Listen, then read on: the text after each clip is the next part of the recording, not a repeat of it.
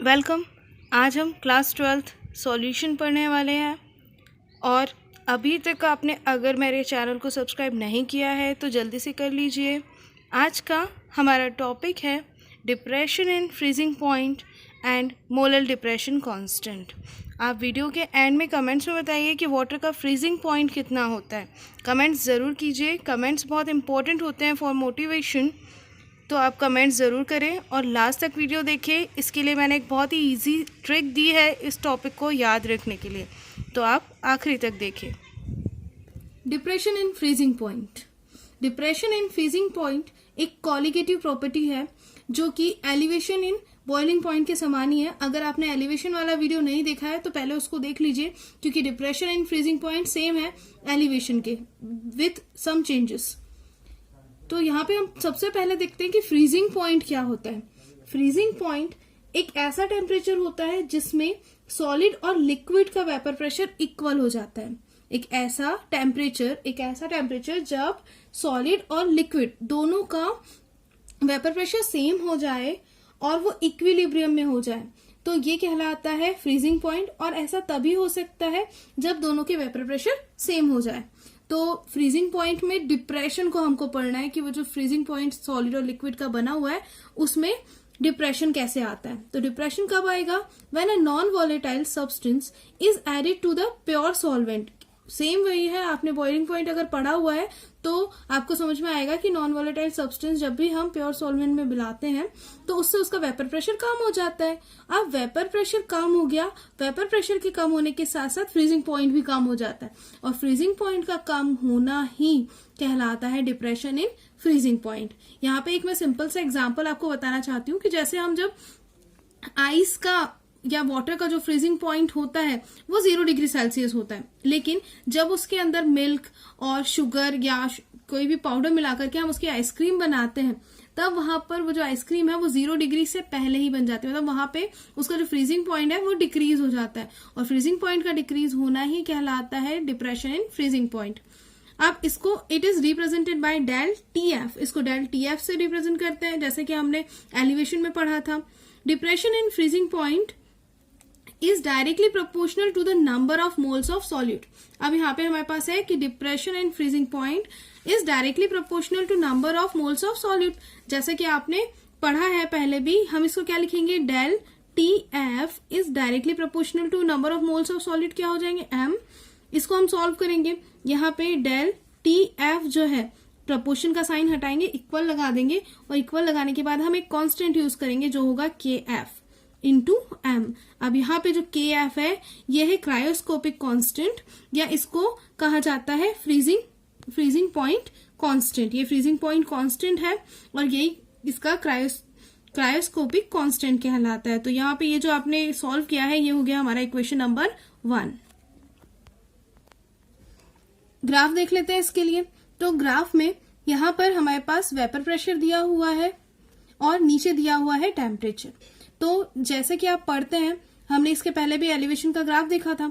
अब यहाँ पे क्या है कि एक सॉल्वेंट है AB, ये सॉल्वेंट का जो है वेपर प्रेशर इंक्रीज हुआ है। अब वेपर प्रेशर के बाद से ये जो B एंड F है ये एक साइड यहाँ पे क्या होता है? फ्रीजिंग पॉइंट कर्व कहलाता है। ये जो बना हुआ है ये फ्रीजिंग पॉइंट कर्व है। अगर इस सॉल्वेंट में कोई सॉल्यूट मिलाया जाता है तो वो बन जाता है सॉल्यूशन, और सॉल्यूशन का कॉन्सेंट्रेशन सॉल्वेंट से हमेशा ज्यादा होता है। तो इसका जो कर्व बनेगा वो बनेगा FC यहाँ पर कर्व आ जाएगा फ्रीजिंग पॉइंट कर्व। ऐसा ही सॉल्यूशन 1 में अगर और ज्यादा सॉल्यूट मिलाया जाता है तो सॉल्यूशन जो सेकंड बनेगा उसका कॉन्सेंट्रेशन ज्यादा हो जाएगा और ज्यादा। तो जब यहाँ पे ये ज्यादा कॉन्सेंट्रेशन होगा तो उसका जो टेम्परेचर है, टेम्परेचर देखिए, टेम्परेचर अब क्या हो गया? और कम हो गया, जो कि T2 हो गया, और जो शो करता है लोवरिंग ऑफ फ्रीजिंग पॉइंट। तो धीरे धीरे यहाँ पे टेम्परेचर T1 था सॉल्वेंट के लिए, फिर सॉल्यूशन 1 के लिए T1 यहाँ पे इसका कम हो गया TF से, और T2 जो है वो और कम हो गया। तो T2 जो यहाँ पे मिला है ये लोवरिंग ऑफ फ्रीजिंग पॉइंट को बताता है, और इसी के इक्विलिब्रियम वेपर प्रेशर भी यहाँ पर क्या हो रहा है? धीरे धीरे कम हो रहा है। तो वेपर प्रेशर और इसके बीच में रिलेशन को यहाँ पे शो किया गया है इस ग्राफ के थ्रू। Molar depression constant. अब यहाँ पे मोलर डिप्रेशन कांस्टेंट की डेफिनेशन हम देखते हैं। Depression in freezing point on adding 1 mole of 1000 gram of solvent. मतलब कि 1000 ग्राम सॉल्वेंट, अगर हम 1000 ग्राम सॉल्वेंट लेते हैं और उसमें क्या करते हो आप 1 मोल अगर इसमें कोई सॉल्यूट ऐड करते हैं तो जो डिप्रेशन आएगा फ्रीजिंग पॉइंट में वो कहलाएगा मोलर डिप्रेशन कांस्टेंट। अब यहाँ पे हमने कुछ कंसिडर किया है। If mass of solute WB है, मास जो है वो WB है सॉल्यूट का, मास ऑफ सॉल्वेंट WA है और मोलर मास ऑफ सॉल्यूट है MB। तो फिर हम यहाँ पे इसका रिलेशन निकाल लेंगे। क्या लिखेंगे आप? सबसे पहले मोलैलिटी ले लेंगे। मोलैलिटी स्मॉल m इक्वल हो जाएगा WB into 1000 upon MB into WA। ये मोलैलिटी हमने लिख दिया और मोलैलिटी लिखने के बाद हम क्या करेंगे, यहां पे लिख लेंगे from depression equation. Depression equation अभी हमने पढ़ा था, क्या होता है depression equation? Del TF equal KF into M। ये हमारा इक्वेशन है। हमको करना क्या है, ये जो M है इस M में यहाँ पे ये पूरी वैल्यू को पुट कर देना उसकी प्लेस पे। तो आ जाएगा del TF equal KF as it is into आप लिखोगे WB इंटू 1000 वैल्यू पुट कर दो upon MB into WB। Value put करने पर मिल जाएगा del TF equal KF into WB into 1000 upon MB into WB। अब हमको वैल्यू जो निकालनी है वो मोलर मास की निकालना है। तो आप यहाँ पे इसको या तो MB ही यहाँ पे लिख सकते हो या आप डायरेक्ट मोलर मास M भी लिख सकते हो। तो मोलर मास M हम यहाँ पे ले सकते हैं इक्वल, अब आप प्लेस चेंज कर दो, डेल TF उसकी जगह पे आ जाएगा। तो हम इस इक्वेशन को लिखेंगे MB into 1000 upon into KF upon में ले लेंगे डेल TF इंटू WB। ये इक्वेशन हमारे पास मोलर मास निकालने के लिए आ जाएगा कि अगर आपको कोई क्वेश्चन दिया जाता है तो आप मोलर मास यहाँ से कैलकुलेट कर सकते हो। अब आप दोनों वीडियो को एक साथ देखिए और देख करके दोनों में कंपैरिजन के बेस पे जब आप पढ़ोगे तो आपको ये समझ में आएगा कि आपको करना कुछ नहीं है। यहाँ पे डेल TB जो था उसकी जगह पे F लगा देना है और जो KB था यहाँ पे उसकी जगह पे KF लगा देना है। एज इट इज है, आप बहुत आसानी से इसको पढ़ सकते हो और याद भी रख सकते हो। न्यूमेरिकल देखते हैं। न्यूमेरिकल फर्स्ट है हमारा 0.440 gram of a substance dissolve in 22.2 gram of benzene. Lower the freezing point of benzene by 0.567 degree Celsius. Calculate the molar mass of the substance. क्या दिया हुआ है आपके पास कि यहाँ पर एक कंटेनर हमने लिया, अब इसमें क्या है, मास है, एक सब्सटेंस घुला हुआ है कितना 0.440 ग्राम का, जो कि किसमें घुला हुआ है 22.2 ग्राम बेंजीन में, और उसका जो फ्रीजिंग पॉइंट है उसको वो कम कर देता है कितना 0.567 डिग्री सेल्सियस। इतना उसका जो फ्रीजिंग पॉइंट है उतना कम कर देता है। और KF की वैल्यू आपको दी हुई है। आपने अगर boiling elevation in boiling point के न्यूमेरिकल किए हैं तो आपको बहुत आसानी से बनेगा। अब आपका जो गिवन है वो हमें लिखना है। जो भी गिवन दिया हुआ है हमारे पास हम लिख लेते हैं। क्या क्या दिया हुआ है हमारे को? दिया हुआ है सबसे पहले एक सॉल्यूट का मास, तो सॉल्यूट का मास हम ले लेते हैं। सॉल्यूट का मास कितना था WB इक्वल 0.440। ऐसे ही WA की वैल्यू हम लिख लेते हैं। WA इक्वल 22.2 ग्राम, ये बेंजीन का दिया हुआ मास है। उसके बाद डेल TF जो है ये टेम्परेचर है जो कि कम होता है सब्सटेंस को मिलाने पर, जो है 0.567 डिग्री सेल्सियस। और KF की भी वैल्यू दी हुई है, कितनी दी हुई है 5.12 डिग्री सेल्सियस पर मोल। ये वैल्यू आपके पास दी हुई है। यह हमने पूरा गिवन लिखा। अब गिवन के बाद हमें हमारा फॉर्मूला लिखना है। फॉर्मूला क्या है? M equal WB into 1000 into KF upon आ जाएगा यहाँ पे डेल TF इंटू WA। ये पूरा हमने लिख लिया फॉर्मूला। लिखने के बाद क्या करना है, वैल्यूज पुट कर दीजिए। वैल्यूज पुट किया आपने तो यहाँ पे लिखोगे 0.440 इंटू 1000 इंटू के एफ की वैल्यू 5.12 और अपॉन लिखेंगे टी एफ की value 0.567 degree Celsius into W A की वैल्यू है 22.2 ग्राम।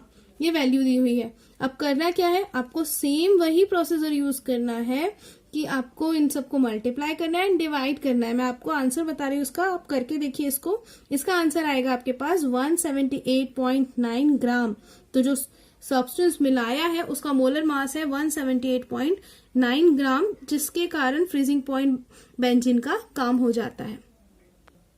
Second numerical 45 gram of ethylene glycol. Ethylene glycol का फॉर्मूला है C2H6O2 is mixed with 600 gram of water.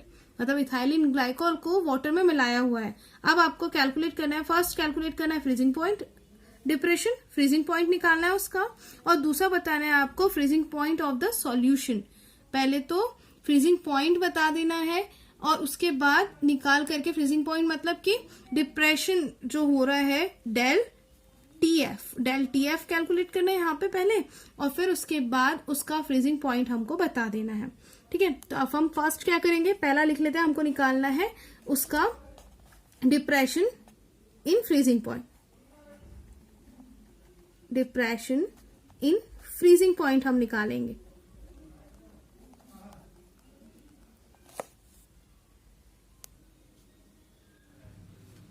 Given लिख लेते हैं, WB equal 45 gram, WE equal 600 gram, MB equal 62 ग्राम पर मोल, KF की value दी हुई है 1.86 के। अब करना क्या है, हमको फॉर्मूले में वैल्यू रखना है। अब यहाँ पर हमको निकालना है डेल TF की वैल्यू, ये वाली वैल्यू निकालना है। तो हम फॉर्मूला क्या लगाएंगे, del TF equal 1000 into WB into KF, और अपॉन में हम क्या लिख देंगे, MB इंटू WA। ये वो फॉर्मूला है जिसमें हमने सिर्फ M की वैल्यू अभी रखी हुई होती है, वो वाला। तो अब क्या करेंगे, वैल्यूज पुट करो। 1000 यहाँ लिखा हमने, इंटू WB की वैल्यू कितनी है 45, इंटू KF की वैल्यू 1.86, अपॉन में लिख दिया MB की वैल्यू 62, इंटू यहाँ ले लिया हमने 600 WA की वैल्यू, काट दिया हमने, है ना। उसके बाद क्या हो जाएगा, इसको 2 से हमने डिवाइड किया तो ये आ जाएगा 5 टाइम, ये 31 टाइम। इसको रख लो आप, 5 इंटू 45 इंटू 1.86 अपॉन क्या लोगे 31 इंटू 6, और इसको फिर हम क्या करेंगे और आगे सॉल्व कर लेंगे। और आगे सॉल्व कर लेने के बाद हमारे पास क्या आ जाएगा, इसको हम करेंगे 93/20, या हम इसको क्या लिख सकते हैं 31/4, और आखिरी में आंसर आएगा हमारा डेल TF इक्वल 2.25 के। मतलब जो टेम्परेचर मिला है हमको वो मिला है 2.25 के। तो जो हमारा फर्स्ट क्वेश्चन था वो हमने सॉल्व किया और आंसर लाया डेल TF इक्वल 2.25 के। अब इसमें जो सेकंड दिया हुआ था freezing point of pure water, ये हमको बताना है कि फ्रीजिंग पॉइंट हम कैसे निकालेंगे।